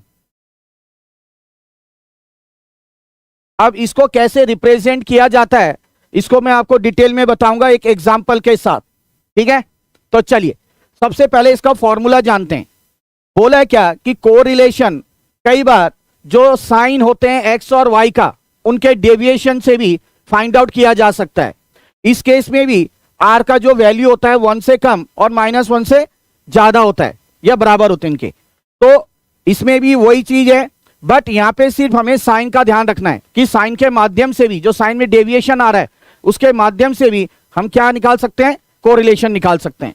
तो इसका सिंपल सा फॉर्मूला है बच्चों R C, that is coefficient of, ठीक है, concurrent deviation is equal to plus minus root over 2c minus M upon M. ठीक है, और इसके भी बाहर प्लस और माइनस लिखना है। कहने का मतलब अगर ये 2c माइनस एम अगर नेगेटिव में आ रहा है तो यहां पे इसको पॉजिटिव बनाने के लिए आपको नेगेटिव लेना है यहां, और जिसके कारण यहां भी आपको नेगेटिव लेना है। बट अगर 2c माइनस एम आपका पॉजिटिव आता है तो यहां पॉजिटिव और यहां बाहर भी आपको पॉजिटिव लेना है। तो इसको एक क्वेश्चन के माध्यम से करते हैं, फिर समझते हैं कि c क्या है, m क्या है आप लोग का। तो सबसे पहले मान लो ये आपके मॉड्यूल का ही क्वेश्चन है, एक क्वेश्चन मैं कराऊंगा और एक क्वेश्चन आप लोगों को करने दूंगा। तो x दे रखा है मेरे बच्चों 3, 8, 5, 11, 12, 15 एंड 17। नोट करिए, मेरे साथ साथ नोट भी करते जाना है, तो साथ साथ में आपका रिवीजन भी अच्छे से हो जाएगा। प्रैक्टिस तो होना ही होना है और रिवीजन भी बहुत बेहतरीन तरीके से आप लोग का हो जाएगा बच्चों। तो x का मैंने ये लिख लिया सारा, y के लिए अब लिख रहा हूं यहां पे 2, 5, 6, 9, 11, 12 एंड 15। अब यहां पे क्या करना है बच्चों, हमें सबसे पहले देखना है, सबसे पहले हमें यहां पे x का साइन को देखना है, या हम लिख सकते हैं साइन ऑफ डेविएशन। हम लिख सकते हैं sign of deviation of x। इसका मतलब क्या है, इसका मतलब है कि जो x में ये पहला वैल्यू छोड़कर, ठीक है, ये पहला वैल्यू छोड़कर हमें नेक्स्ट वैल्यू से आना है। हमें पहला वैल्यू कंसीडर नहीं करना है क्योंकि पहले वैल्यू के ऊपर क्या वैल्यू है हमें नहीं पता, तो उसका हमें डेविएशन नहीं निकालना है। हमें यहां से देखना है सेकंड से। अब हमें सेकंड से देखना है क्या, जो 3 से बड़ा क्या है 8 है, तो डेफिनेटली यहां पे क्या आएगा, पॉजिटिव साइन आएगा। अगर मैं 8 से 3 को माइनस कर रहा हूं तो बच्चों, तो यहां पे ये हमारा पॉजिटिव आ जाएगा। ठीक है, साइन ऑफ डेविएशन एक्स का। उसके बाद अगर मैं देखूं 5 अब छोटा आ गया, तो 5 माइनस अगर मैं 8 करता हूं तो नेगेटिव साइन आएगा, तो यहां पे नेगेटिव आना है। उसी तरीके से 11 माइनस 5 यहां पे पॉजिटिव आ जाएगा बच्चों, क्योंकि 11 बड़ा है। फिर 12 ग्रेटर है 11 से, तो यहां पे आपका पॉजिटिव आएगा। फिर 15 में पॉजिटिव आएगा, फिर 17 में भी आपका पॉजिटिव आएगा। तो ये हमने साइन ऑफ डेविएशन इसका एक्स सीरीज का निकाल लिया है। इसी तरीके से आपको निकालना है sign of deviation of Y, Y series का भी निकालना है। तो देखो मैंने कहा दूसरे से लेना है आपको, तो यहां पे 2 से बड़ा क्या है 5 है, तो 5 से अगर मैं 2 को माइनस करता हूं तो यहां पे हमारा क्या आएगा पॉजिटिव। 6 माइनस 5 ये भी पॉजिटिव आएगा। 9 माइनस 6 ये भी हमारा पॉजिटिव, ये भी हमारा पॉजिटिव आएगा। 12 माइनस 11 यहाँ पे पॉजिटिव देखने को मिलेगा, और यहाँ पे भी हमें पॉजिटिव साइन देखने को मिलेगा। तो इसको हम कहेंगे sign of deviation of X, और हमने वाई का निकाल दिया। अब हम सीधा सीधा क्या करेंगे बच्चों, यहाँ पे प्रोडक्ट कर देंगे एक्स और जो वाई का जो साइन है उन साइनों का हम क्या कर देंगे, प्रोडक्ट कर देंगे। अर्थात सीधा सीधा मैं अब प्रोडक्ट कर रहा हूं किसका, साइन किसका, एक्स एंड वाई का। ठीक है, इसका प्रोडक्ट कर रहा हूं अब, तो प्लस और प्लस में यहां पे प्लस होगा मेरे बच्चों, माइनस प्लस में माइनस, प्लस प्लस में प्लस, प्लस प्लस में प्लस, यहां पे प्लस और यहां पे प्लस। ठीक है, अब यहां पे एक एक चीज समझेंगे हम कि 2, ये सी क्या है, एम क्या है। ठीक है, एक एक चीज करके यहां पे देखेंगे हम।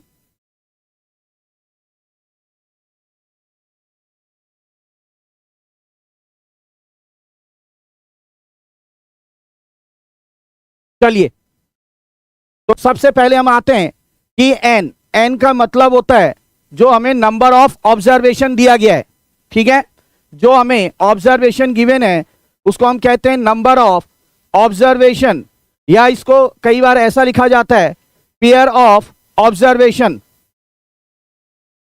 उसके बाद एम का मतलब होता है कि नंबर ऑफ, ठीक है, नंबर ऑफ डेविएशन, डेविएशन, या you can write it as pair of deviation, उसको एम से डिनोट किया जाता है। और उसका फॉर्मूला होता है जो आपका एन होगा उससे -1 कर देना है। मतलब जो नंबर ऑफ ऑब्जर्वेशन होंगे, क्योंकि हम पहली वैल्यू को तो ले नहीं रहे, तो इसलिए उससे -1 कर देंगे मेरे बच्चों, वो आपका एम हो जाएगा। और सी जो है, ठीक है, सी जो है जिसको आपको यहां पे क्या कहा जाता है, सी को नंबर ऑफ पॉजिटिव साइंस। ठीक है, सी हमारा होगा नंबर ऑफ पॉजिटिव साइन। ठीक है, in product of sign of x and y, मतलब जब हमने एक्स और वाई का प्रोडक्ट किया उसमें जो पॉजिटिव साइन कितनी बार आ रहा है, ठीक है, वो कहलाएगा हमारा सी। ठीक है, तो यही चीज हमारा यहां पे सब कुछ पता चल गया एक एक करके। अब अगर मैं फॉर्मूले के अनुसार पुट करूं, ठीक है, तो फॉर्मूले के अनुसार मैं आ रहा हूं बच्चों यहां पे। अब देखो आप लोग, इसको अगर मैं करता हूं अब आगे, चलिए, तो R C is equal to root over, यहां पे देखो 2 का 2 मल्टीप्लाई बाई सी। सी मैंने क्या कहा था, सी मैंने कहा था कि जो पॉजिटिव साइन आ रहा है एक्स और वाई का प्रोडक्ट करके वो चेक करना है कितना बार है, 1 2 3 4 5, 5 टाइम्स है बच्चों, 1 बार 2 बार 3 बार 4 बार और 5 बार, तो 2 मल्टीप्लाई बाई 5 हो गया। ठीक है, माइनस एम, मैंने क्या कहा था कि नंबर ऑफ ऑब्जर्वेशन चेक करो कितना है, 1 2 3 4 5 6 7, 7 है मेरे बच्चों। तो 7 माइनस 1 मतलब n-1 बोला था, तो कितना आ जाएगा, 6 आ जाएगा, तो ये 6 हो गया। और अपॉन में m, m का मतलब यहाँ पे 6। अब देखो यहाँ पे ऊपर अगर आप सॉल्व करते हो तो 2c-1 करोगे तो यहाँ पे 2 5 जा 10 -6, तो ये पॉजिटिव 4 आ रहा है, प्लस में आ रहा है 4। तो इसका मतलब हमें क्या, नेगेटिव साइन तो लेना नहीं है, ना अंदर नेगेटिव साइन लेंगे ना ही बाहर नेगेटिव साइन लेंगे, क्योंकि अंदर हमारा ये जो 2c-, ठीक है, m आ रहा है वो पॉजिटिव में आ रहा है। तो इसको करेंगे तो सीधा सीधा रूट ओवर 4 अपॉन क्या आ गया मेरे बच्चों, 6 आ गया। तो इसका आ रहा है बच्चों 0.81। ठीक है, 0.81 जो है इसका करेक्ट आंसर आ रहा है।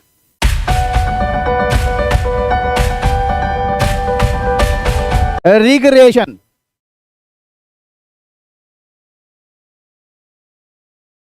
चलिए अब रिग्रेशन को हम थोड़ा डिटेल में जानते हैं क्या है।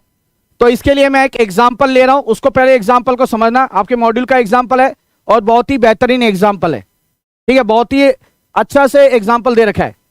यहां पे 2 चीजें ली जा रही है बच्चों, मान लो एक लिया जा रहा है एडवर्टाइजमेंट और एक मैं ले रहा हूं सेल्स। एक एक चीज समझना, एक एक चीज आएगी। एडवर्टाइजमेंट, इसको मैंने मान लो एक्स वेरिएबल ले लिया और सेल्स को मैं वाई वेरिएबल ले रहा हूं। अब मैं यहां पे कुछ वैल्यूज लिख रहा हूं।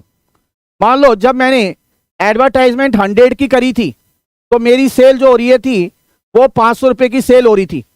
जब मैंने मान लो 50 का किया तो मेरी सेल 400 की हो रही है। जब मैंने 100 का किया तो मेरी सेल 450 की हो रही है।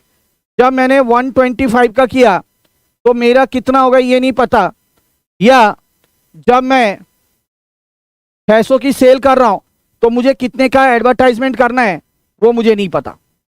अब यहां पे दो केसेस बनते हैं मेरे बच्चों। क्या है? दो केसेस यहां पे आपको देखने को मिलते हैं, ध्यान से समझना।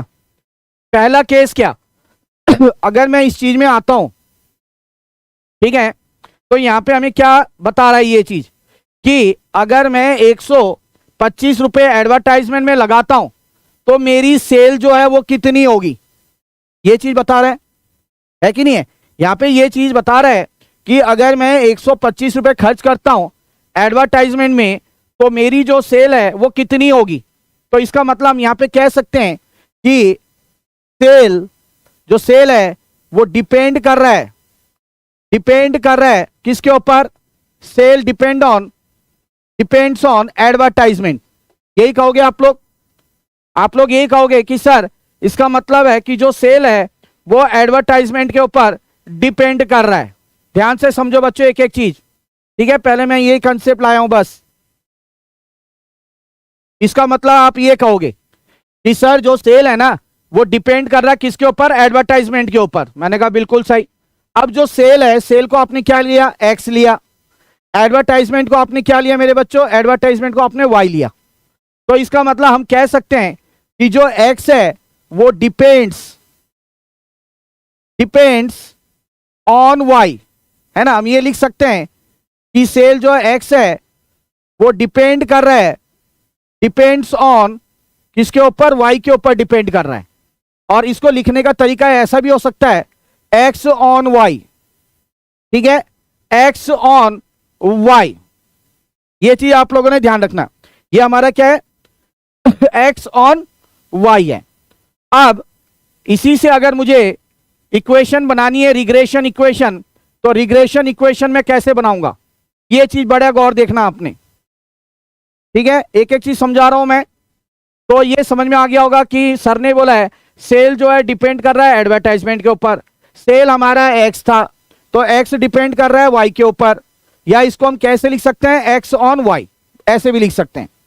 अब हम अगर रिग्रेशन इक्वेशन बनाएंगे तो सबसे पहले हम लिखेंगे यहाँ पे बी, ठीक है? क्या लिखेंगे बच्चों?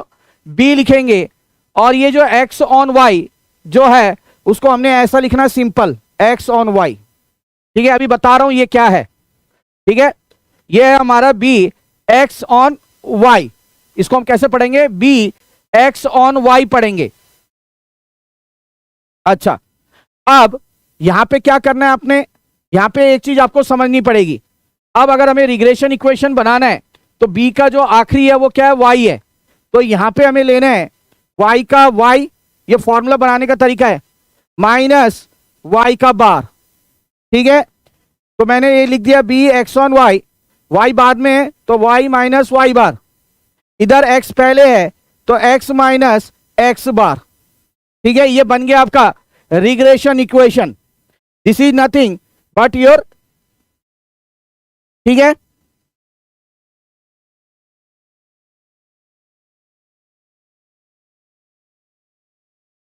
एक्स डिपेंड्स ऑन वाई, हाँ sorry, B X on Y, ठीक है? हाँ, यहां पे क्या आना चाहिए? एक्स माइनस एक्स बार, है कि नहीं है? एक्स माइनस एक्स बार, यह क्या आना चाहिए? हाँ बताइए।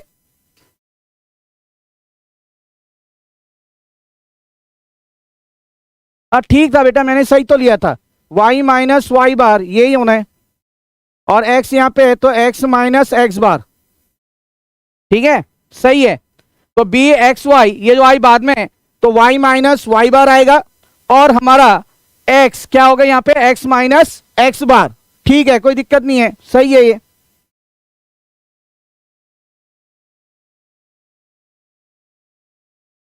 क्योंकि मेरा यहाँ, अच्छा वाई था यहाँ पे क्वेश्चन में, अच्छा अच्छा मैंने ये लिख दिया आपका, अच्छा आप ये कह रहे हो, मैं वही कह रहा हूँ, चलो चलो, अच्छा इसको कह रहे हैं आप।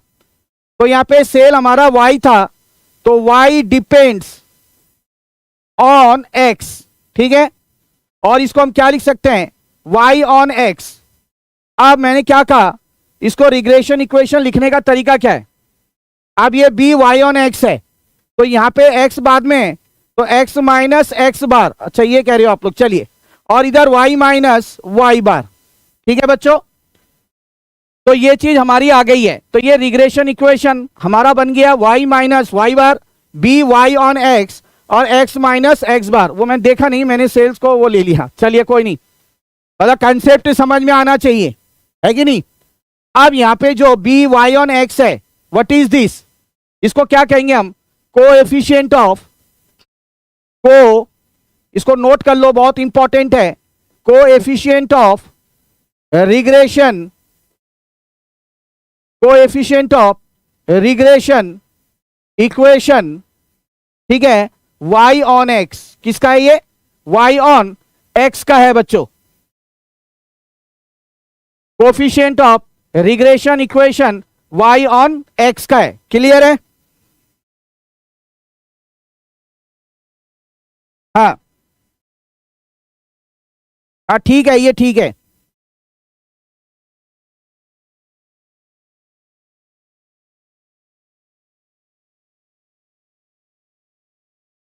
हाँ चलिए ठीक है बच्चे, क्लियर है अब।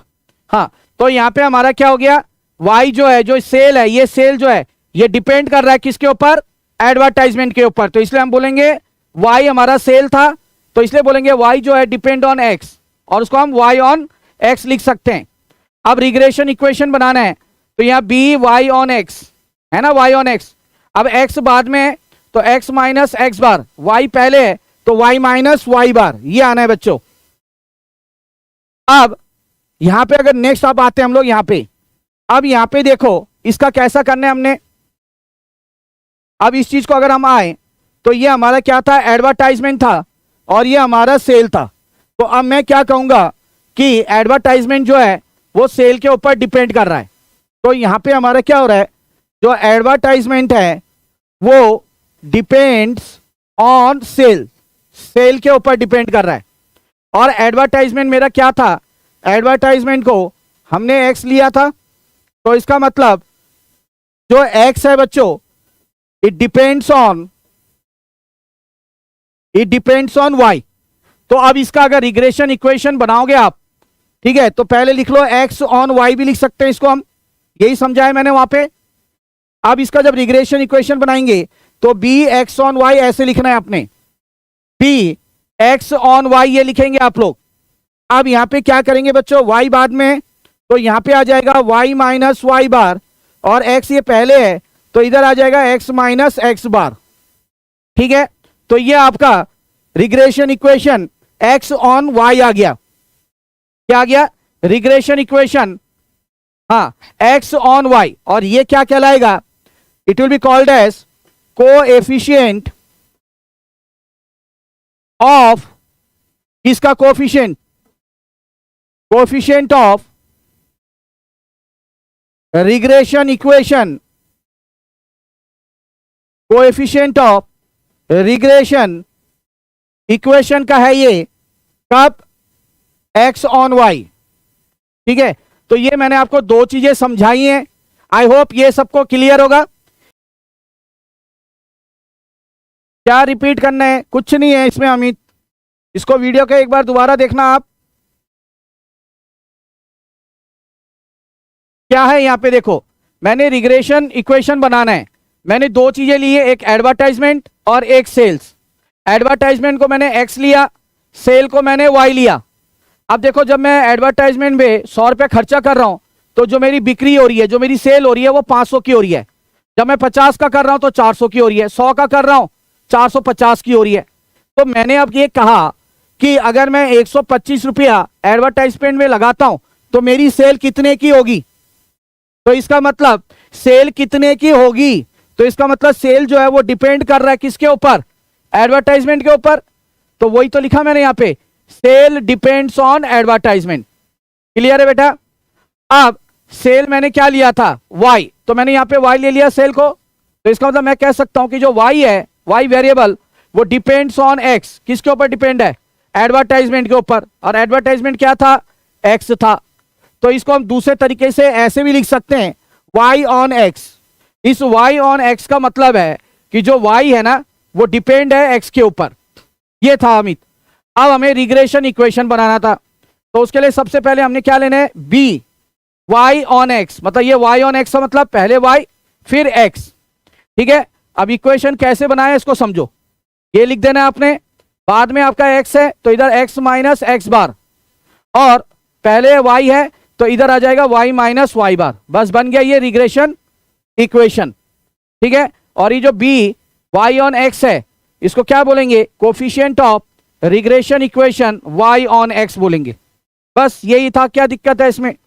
अब दूसरे केस में देखो, दूसरे केस में हमारा क्या था, ये जो एडवर्टाइजमेंट है, ठीक है, अगर मेरी ये 600 की सेल करनी है, अब मैं बोल रहा हूं मेरे को अगर 600 की सेल करनी है तो मुझे एडवर्टाइजमेंट कितने का करना पड़ेगा। अब मैं उल्टा घुमा के बोल रहा हूं, अगर मुझे मार्केट में 600 की बिक्री करनी है तो मुझे एडवर्टाइजमेंट कितने का करना पड़ेगा। तो इसका मतलब एडवर्टाइजमेंट जो है वो सेल के ऊपर डिपेंड है।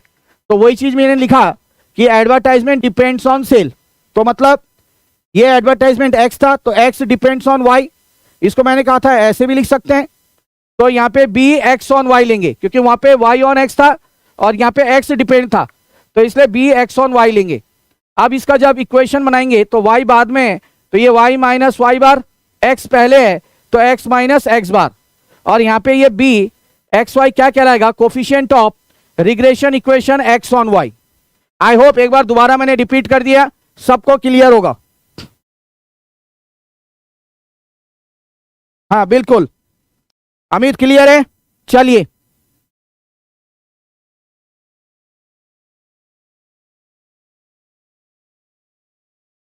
हाँ, अब जब हम क्वेश्चन करेंगे, ध्यान से समझना, जब हम क्वेश्चन करेंगे तो क्वेश्चन में देखो y यहां पे क्या लिखा है, y डिपेंड कर रहा है x के ऊपर। ठीक है, तो इसका मतलब आपको यहां पे y की वैल्यू निकालनी है। इसका मतलब आपको y की वैल्यू निकालनी है। y बार आपको गिवन होगा, x बार आपको गिवन होगा, x भी आपको गिवन होगा। आपको y के टर्म्स में निकालना है आंसर, ये ध्यान रखना।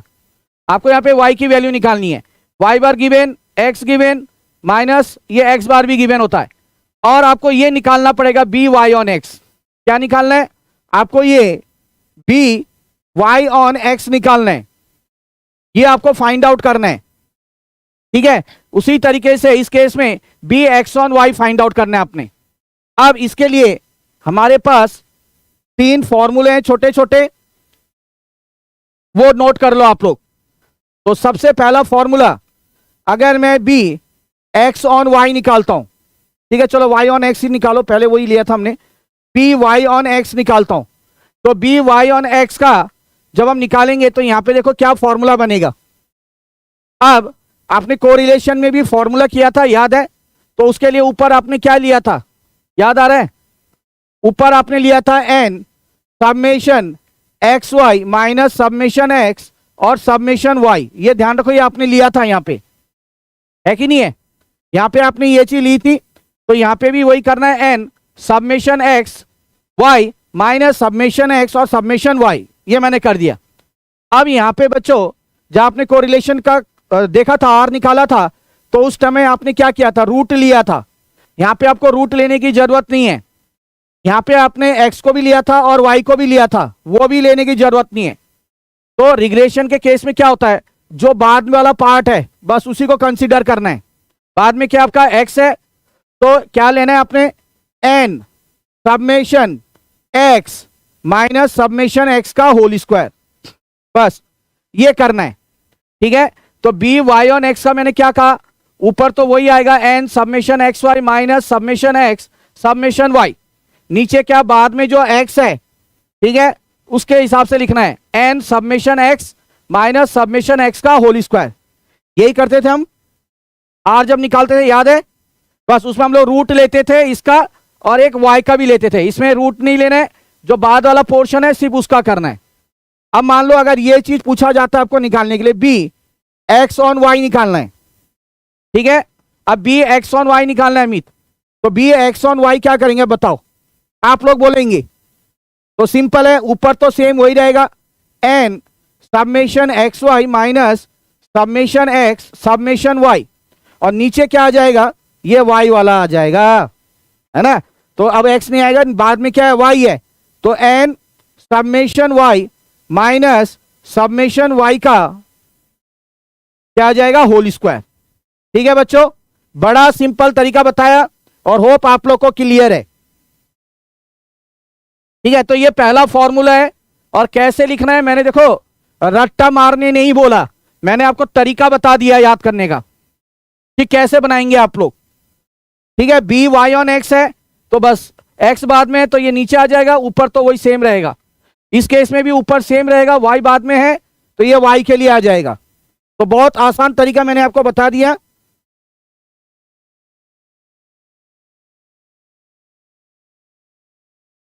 हाँ बेटा, वो मीन है, एक्स बार और Y bar, Nakul that is mean बेटा। हाँ, एक बार फटाफट रेस्पॉन्स करेंगे, और वीडियो शेयर करो बच्चों, वीडियो शेयर करो, ज्यादा से ज्यादा शेयर करना है।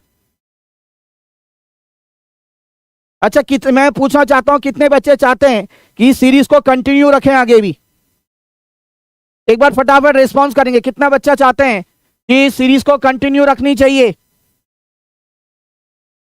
हाँ जी,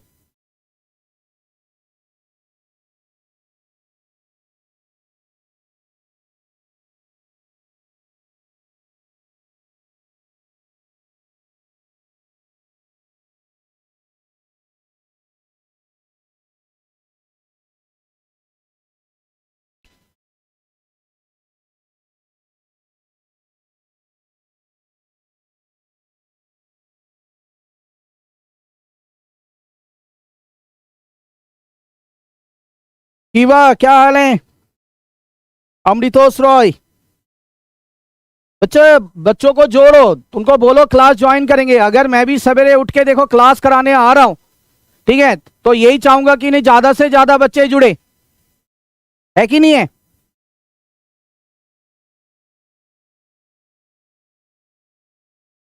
चलिए, अब ये आ गया हमारा इसका फॉर्मूला, पहला केस, ये नोट कर लो बच्चों, और तरीका मैंने बता दिया, आप लोग खुद बनाएंगे इसको, अभी क्वेश्चन करेंगे हम तो उसमें भी आप लोग कर लेंगे, कोई दिक्कत नहीं है। अब इसका दूसरा फॉर्मूला आएगा, दूसरा फॉर्मूला बहुत सिंपल, याद करने का तरीका वही बता दे रहा हूं, पी वाई ऑन एक्स है अगर, ठीक है, तो फॉर्मूला होता है इसका आर। ठीक है, क्या होगा, आर। अब देखो एक्स कहां है, बाद में, तो जो चीज बाद में है वो नीचे आ जाएगा, स्टैंडर्ड डेविएशन ऑफ एक्स, और वाई पहले है तो वो स्टैंडर्ड डेविएशन ऑफ वाई, बस कुछ नहीं है, देखो सिंपल है ना। क्या दूसरा फॉर्मूला बोल रहा हूं, वो क्वेश्चन के ऊपर डिपेंड करता है कि क्वेश्चन आपको किस तरीके के दिए गए हैं, तब आप लोग उसके हिसाब से ये फॉर्मूला यूज करेंगे, और ये फॉर्मूला आराम से याद हो जाता है, ऐसा नहीं है कि बहुत मेहनत करनी पड़ेगी, रट्टा मारना पड़ेगा।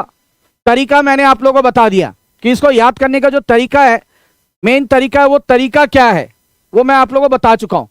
तो B Y on X equal to R, standard deviation of Y और स्टैंडर्ड डेविएशन ऑफ एक्स, जो एक्स बाद में है तो ये बाद में आएगा।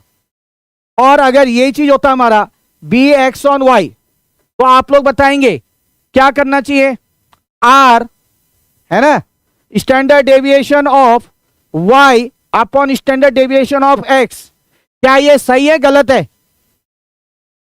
मैं आप लोगों से पूछ रहा हूं, क्या ये सही है या गलत है बच्चों।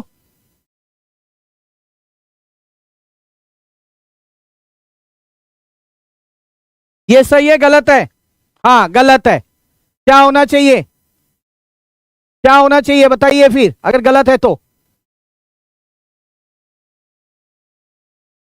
हाँ, जो पीछे है भावना ने कहा वो नीचे आएगा, शाबाश। तो जो y था ये r का r, ये जो y पीछे था बच्चों, तो ये स्टैंडर्ड डेविएशन y नीचे आएगा और ऊपर आ जाएगा x का। ये आपका दूसरा फॉर्मूला, ठीक है, ये आपका दूसरा फॉर्मूला था। हाँ तनीश बिल्कुल, हाँ मैंने गलत लिखा था, पूछना चाह रहा था कि आप लोग क्या, हाँ तो आई थिंक गलती भी करनी जरूरी होती है आप लोग को, ताकि पता चले कि हाँ सही चीज क्या है। तो वही मैंने आप लोगों का फॉर्मूला याद हो जाएगा, यह कि अब फॉर्मूला आप लोग को पूरे अच्छे तरीके से याद हो गया होगा। ठीक है बच्चों, चलिए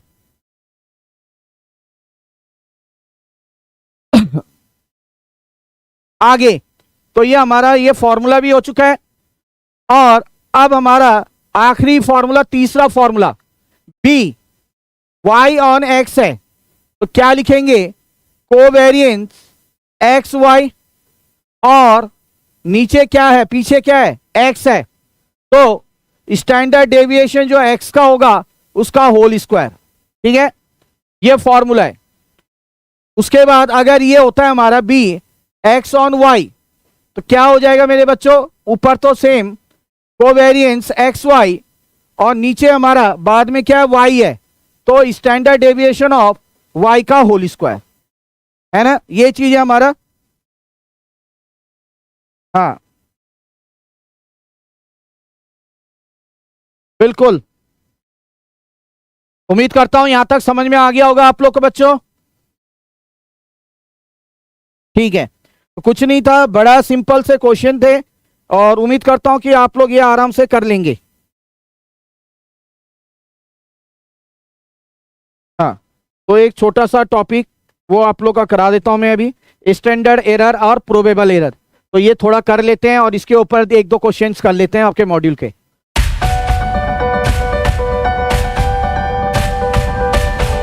अब नेक्स्ट टॉपिक आएगा बच्चों हमारा standard error and probable error.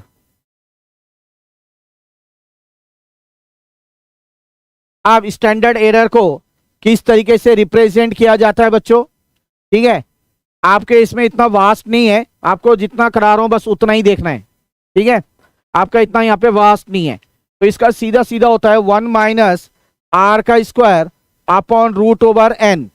ठीक है, 1 minus R square divide by root N, और जो एन है यहाँ पे एन डिनोट करता है पॉपुलेशन को। किसको करता है, पॉपुलेशन।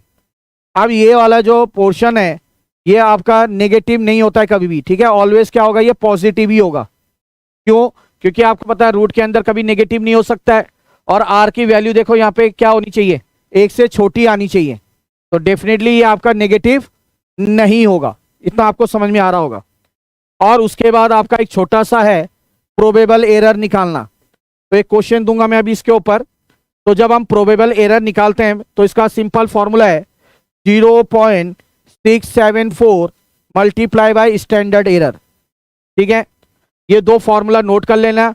स्टैंडर्ड एरर निकालने का फॉर्मूला बच्चों ये है, प्रोबेबल एरर जब निकालेंगे तो आपका 0.674 मल्टीप्लाई कर देंगे इसको किसके साथ, स्टैंडर्ड एरर के साथ। ठीक है, स्टैंडर्ड एरर के साथ मल्टीप्लाई कर देंगे। चलिए, तो होप ये आप लोग को समझ में आ गया होगा। अब थोड़ी एक दो चीजें हैं और वो नोट कर लो, आप नोट करने वाली चीजें हैं। चलिए, क्या लिखा है यहाँ पे आपके मॉड्यूल में, एक चीज दे रखा है, क्वेश्चन भी आता है इसके ऊपर, limit of correlation coefficient, limit of correlation coefficient. ठीक है, तो इसका लिमिट का फॉर्मूला क्या है इसका निकालने का, R plus minus probable error. मतलब एक बार आर जो निकलेगा उसके साथ प्लस होगा प्रोबेबल एरर, और एक बार वो माइनस हो जाएगा। ठीक है, ये आपका लिमिट ऑफ कोरिलेशन कोफिशिएंट निकालने का है। उसके बाद नेक्स्ट पॉइंट ये नोट करना है कि अगर आर की वैल्यू ग्रेटर आ रही है 6 टाइम्स ऑफ प्रोबेबल एरर, तो उसको हम कहेंगे कि presence of correlation is certain. ठीक है, तो इसका मतलब ये डिनोट करता है presence of correlation is certain. ठीक है बच्चों, और अगर आर की वैल्यू छोटी आ रही है प्रोबेबल एरर से, ठीक है, अगर छोटी आ रही है तो इसका मतलब यहां पे कोरिलेशन का कोई साइन नहीं है, मतलब नो एविडेंस ऑफ, लिख सकते हो no evidence of correlation, no evidence of correlation. Note कर लो बच्चों फटाफट, डू फास्ट।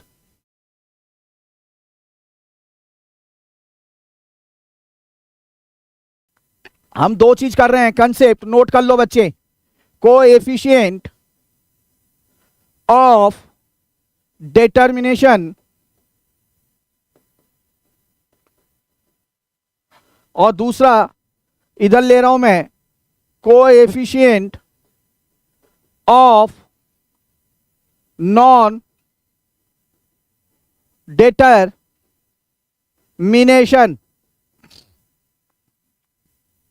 अब इधर देखो, कोएफिशिएंट ऑफ डिटर्मिनेशन का दूसरा नाम है गुडनेस। ये नोट कर लो, ये पूछा जाता है, ठीक है। Goodness of fit theory question में पूछा जा सकता है। और इसको बोला जाता है कोएफिशिएंट ऑफ एलिनिएशन। ये आपका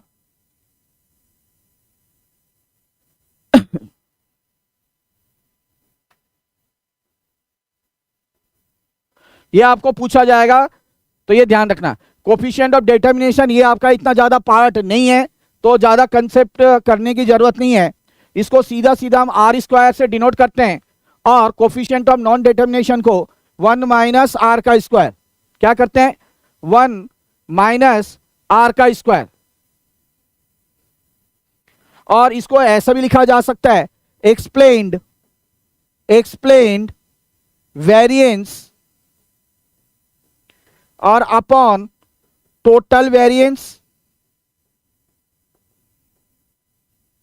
ठीक है, कि एक चीज में फर्क आता है वो डिपेंड करता है क्या, दूसरी चीज के ऊपर, है ना। तो जिस पर्टिकुलर चीज के कारण जो फर्क आ रहा है उसको कहेंगे हम एक्सप्लेन्ड वेरिएशन वेरिएंस। ठीक है ना, कि how much variability of one factor, इसको हम क्या कह सकते हैं कि how much variability of one factor depends on other factor. ठीक है, अब जैसे मैंने कहा कि जब हम क्वांटिटी डिमांड पढ़ते हैं तो वो क्या होता है, बहुत सारे फैक्टर्स के ऊपर डिपेंड करते हैं, बट हम लोग कई बार क्या करते हैं, अदर फैक्टर्स कांस्टेंट रखते हैं। एक ही फैक्टर को हम एक्सप्लेन कर रहे हैं, मान लो जब, ठीक है, तो उसको कहा गया एक्सप्लेन्ड वेरिएंस। ठीक है, और अपॉन टोटल वेरिएंस। तो ये था इसका सिंपल सा कंसेप्ट, और कुछ नहीं है। और इसमें आ जाएगा unexplained variance upon total variance. तो ये आपका फॉर्मूला है, ये फटाफट नोट कर लो बच्चों, डू फास्ट।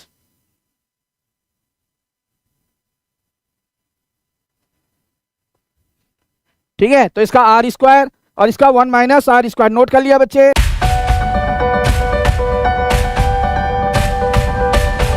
अब आता है हमारा एक last topic, spurious, RIOUS, spurious correlation.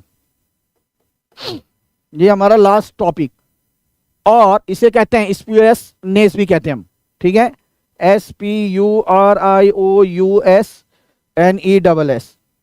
ठीक है, इसमें एक्चुअली क्या होता है, दो ऐसे फैक्टर्स होते हैं जो लगते हैं कि वो कैजुअली क्या है, रिलेटेड है, बट रियल में ऐसे नहीं है।